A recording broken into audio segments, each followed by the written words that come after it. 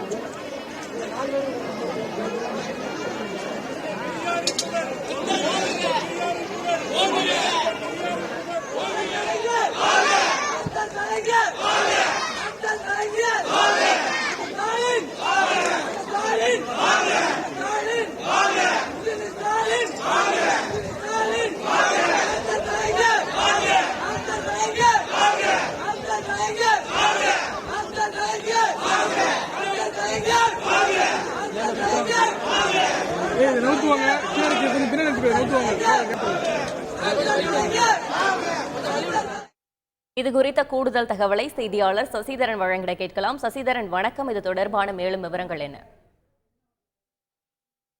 பதவியேற்ற 4 அமைச்சர்களும் முன்னாள் முதல்வர் கருணாநிதியின் நினைவிடத்தில் தற்போது அஞ்சலி செலுத்தி வருகிறார்கள். நேற்று தினம் அமைச்சரவை மாற்றம் என்ற ஒரு அறிவிப்பு கிடைக்கப்பட்டதை அடுத்து இன்று பதவியேற்பு நிகழ்வு ஆனது நடைபெற்றது.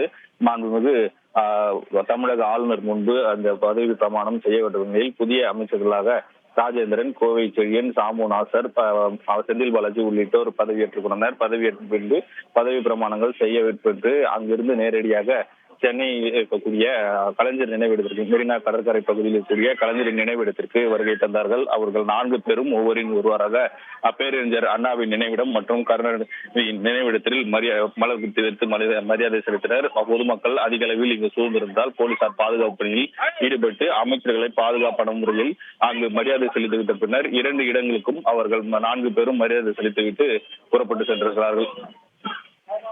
நன்றி சசிதரன். செய்திகளை உடனுக்குடன் தெரிந்து கொள்ள உடனே சப்ஸ்கிரைப் பண்ணுங்க.